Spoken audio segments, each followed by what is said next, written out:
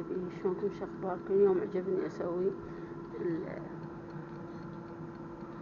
الكنتاكي دجاج، وهنا أنا سويته بالصوص، بهارات لمن دوزي، حبشكلات مالتها والملح وفلفل حار. وهنا هذا السميط، هنا أنا أغمسها بيه وأخليه، مخليه كمية من يطلع إن شاء الله وأرجع لكم. يلا شوفوا طلعها بعد ما مكملة، شوفوا بعد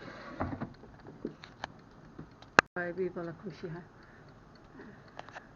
هاي هسه كمل عندنا صدر الدجاج،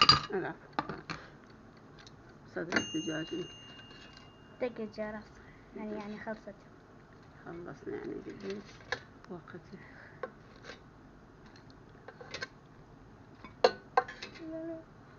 هسه نسوي القسم الثاني. القسم الثاني هنا حبايبي هيجي،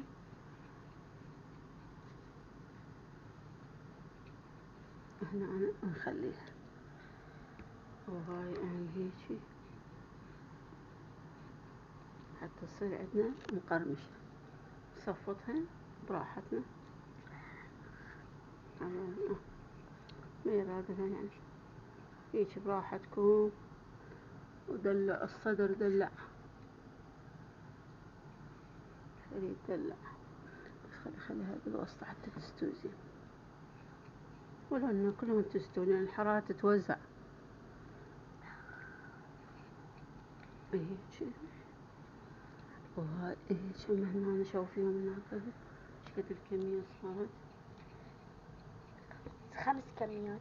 يلا وهنا أنا صارت بقت عندنا بس 2 حبايبي، بس نكملها إن شاء الله.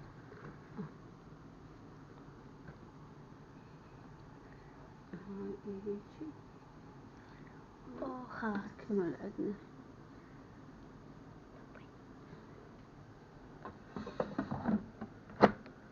هسه نوقف 20 دقيقة، هاي 15، هاي 20 دقيقة، وعلى 170 درجة. بس نشوف الوجبة الثانية. هاي الوجبة الثانية بعد هنا كملنا وجبة، وهاي الوجبة الثانية. هسه راح تطلع الوجبة الثانية. يلا لو العافية خليها بس توقعيها. يلا هاي الثانية، عافية على كيفك. هاي الثالثة، مو تحسبي خليها ايش. هسه راح اعطيكم اشوف شلون طعمها. يعني تذوقيها؟ اي خلي من ذيك الجهة. لان على مود ليه يترس كل المكان ليه بلده. عليك ايش توقعين؟ ميدو لازمها بالعكس. يلا فت وحدة هسه بقت بس هاي الوحدة. يلا هاي حبايبي شنو هاي؟ هسه راح سهمكم العافية. يلا ذوقي وشوفي. يلا موت موت. هاي